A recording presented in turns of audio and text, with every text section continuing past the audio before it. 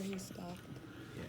All the body cavities have their own linings. The cavities in which the lungs lie are lined by the pleura, which completely cover the lungs except where they're joined to the heart and where the airways come out.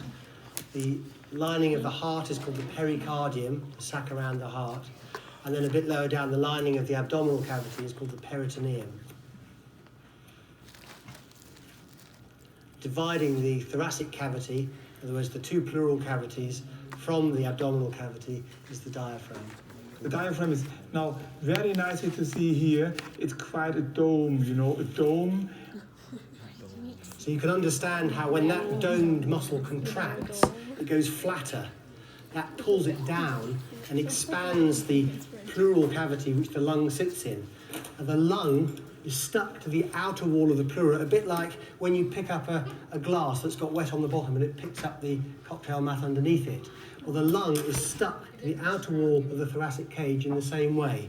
So when the diaphragm pulls down, this expands the lung inside the pleural cavity by creating a small vacuum which expands the lung up. When the diaphragm relaxes and comes back to this domed position, the lung contracts down again. The lung is now in expiration, and the gravity pushes the intestinal content up to the thorax, and therefore the diaphragm is, as compared to normal life, in expiratory situation. That's extraordinary expiratory, because since it relaxes, all the guts push up into the But this was those adhesions here which prompted me to change the dissection technique and to reflect the sternum and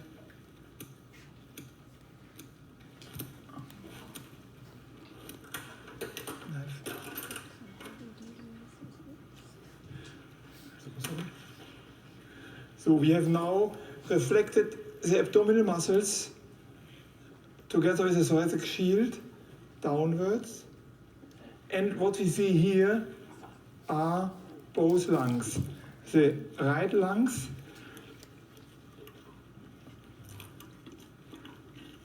a little adhesions, which is not normal, but happens quite often. The right lung, and here the left lung, all just above the diaphragm. And in the middle, still enclosed in the pericardial sac, which we'll open later, is the heart. Just in here, there is a heart. In order to give you a better idea of how the airways work, I want to show you that over at the plastinated specimens. So actually, the air, and this should be the air, moves into the nose through the nasal cavity,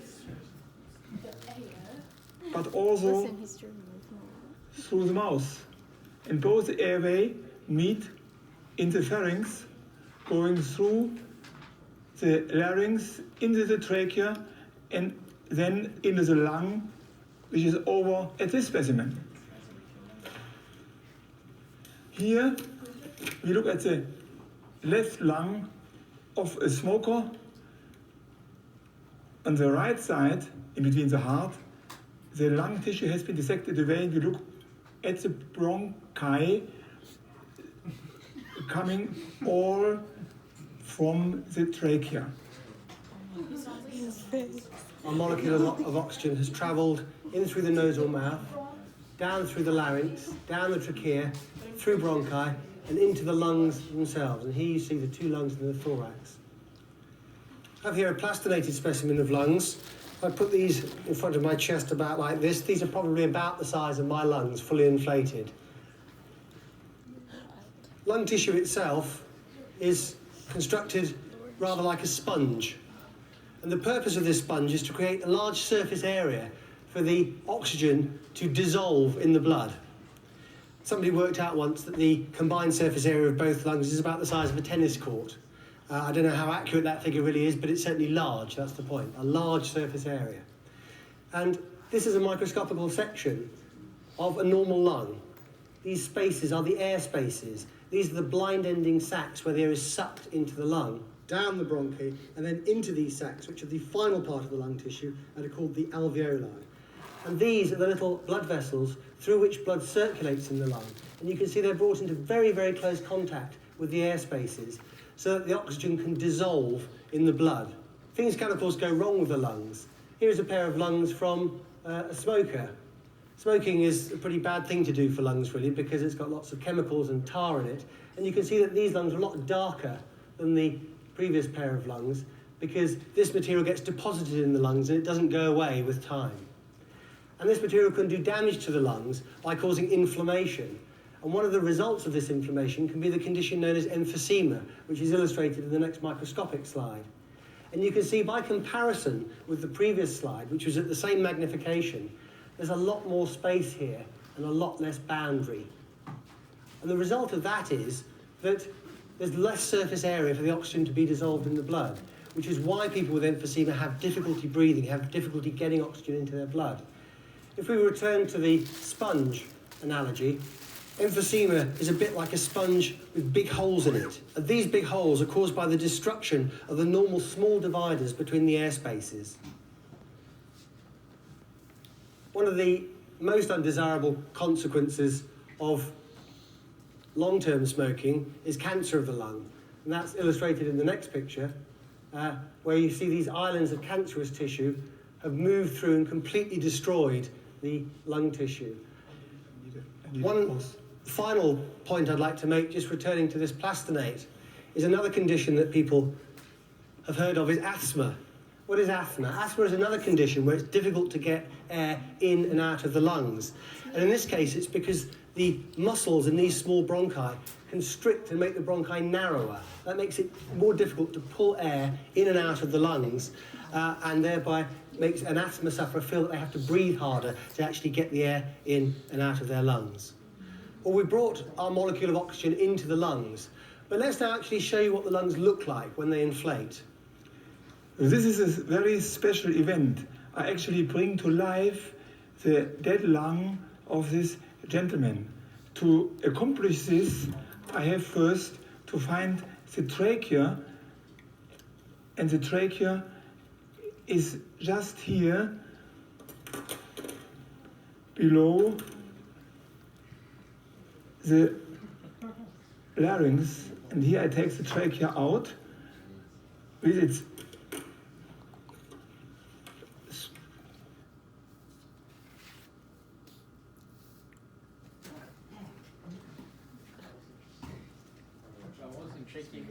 So he's split open the trachea here. He's now going to try to hook up a air hose to that trachea and inflate the lungs. The trachea here with his cartilages, and I cut. So he's slicing your trachea. I cut the trachea through now he's slicing between two cartilages, between two rings of the cartilages. It's below the epiglottis. So here actually is the opening of the cut.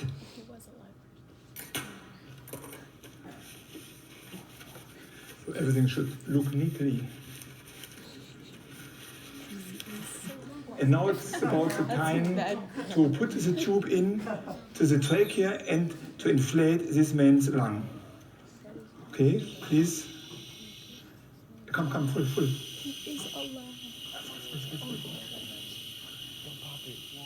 There you see the lungs inflating, and this is the process that happens every time you breathe in, and the deflation is what happens every time you breathe out. The lung is airtight, so the lungs are blind-ending sacs in which the air goes and then comes out again. And if the lung gets a hole in it, that's a problem because that breaks the seal between the lung and the chest wall. And if that happens, it's called a pneumothorax. The lung will then actually collapse and not be inflatable by the muscles of the thorax. You've seen a pneumothorax before in here. You guys remember? We learned about body cavities. The girl with the car accident, and then she had the traumatic injury, and she had a pneumothorax. So that was, they had to hook up a chest tube to pull air out of that space and allow the lungs to inflate properly. Pneumothorax is a type of medical emergency which has to be relieved by putting a drain into the pleural cavity to get rid of the air and by ensuring that the hole in the lung is sealed up. That's where I got my So we do it another one time. Okay.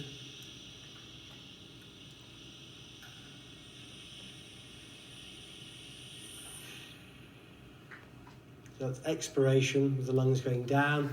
Perhaps we can put some more air in again. That's inspiration with the lungs going up.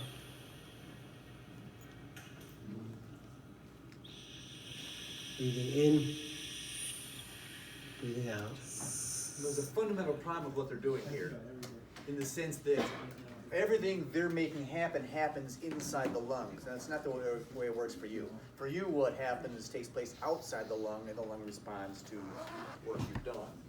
I'll explain more about that later, but that is a fundamental problem with this display. So our molecule of oxygen has entered the lungs, into the air sacs, and been able to dissolve in those small blood vessels around the outside of the air sacs. And in order to be able to describe and show you the next stage of its journey, we're now going to remove the lungs. And I have to be very careful because those cut ribs are very dangerous and I easily can hurt myself. Therefore, I take as protection a little paper around those cut rib ends. And now I'm ready to go inside and actually take the left lung out and what I have to cut is a little connection between the pericardium of the heart sac, and the lung. So it's only connective tissue. And now actually the so-called root of the lung is on my right middle finger. The lung has just this one connection with the central structures. It's organised a bit like a hand in a bag. And my wrist is where the connection of the lung is, called the lung hilum, and that's now going to be cut through, which will allow the lung to be removed from the chest. I do this with the right lung as well. It's more difficult because there are some adhesions. There must be an inflammation, and the inflammation actually resulted in a kind of connection between the lung and the rib cage.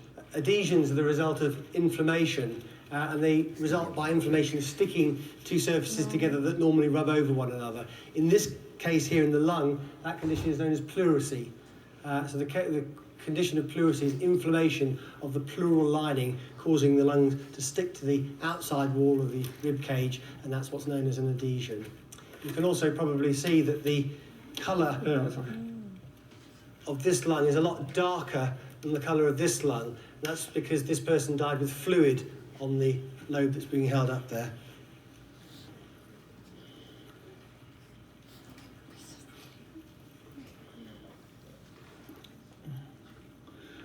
So also here, at the tongue of the lung, it is called, here, the lower part, I have to cut this adhesion between the lung and the middle part where the fat tissue around the heart is situated.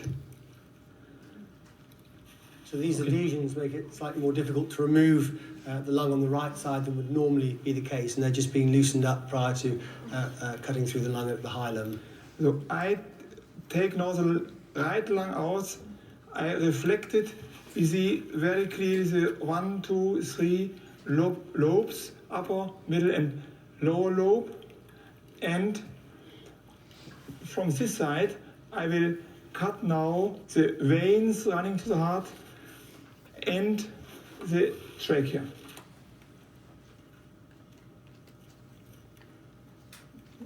So there already I open connections between the heart and the lung veins. The first lung vein here, and I continue. And here I open the trachea, the right bronchus.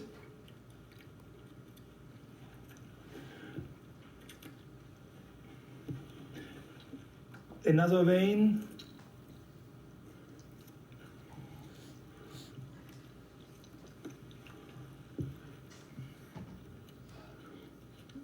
So this is typical for the blood vessels between the heart and the lung. Very clearly to see here. And I cut it through.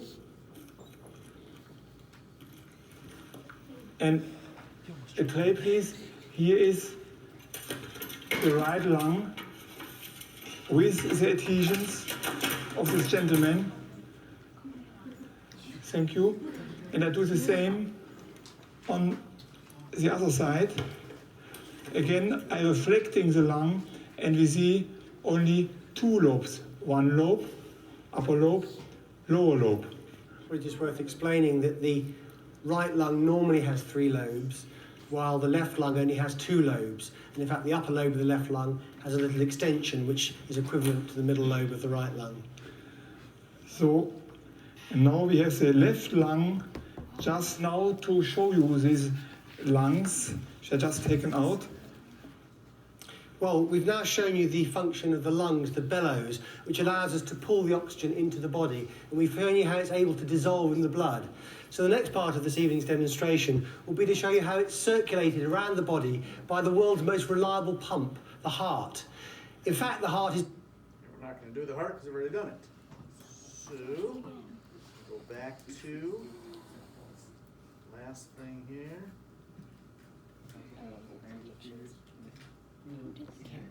The summary.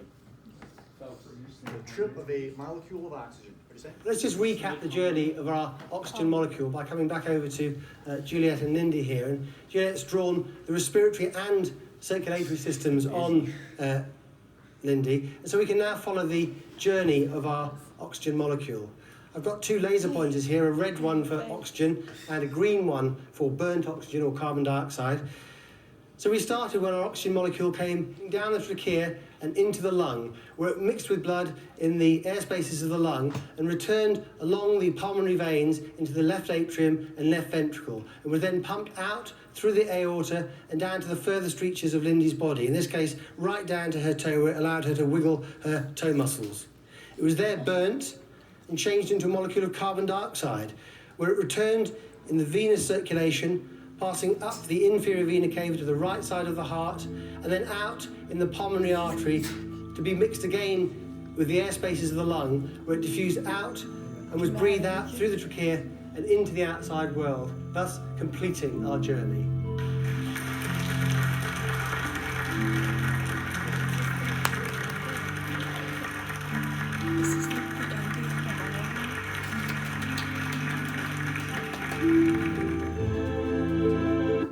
Thus, the poetry of anatomy. All right, so we've explored some of the anatomy of the dead body, etc. What I'd like to do with the remaining time is to explore a little bit about your own lung function.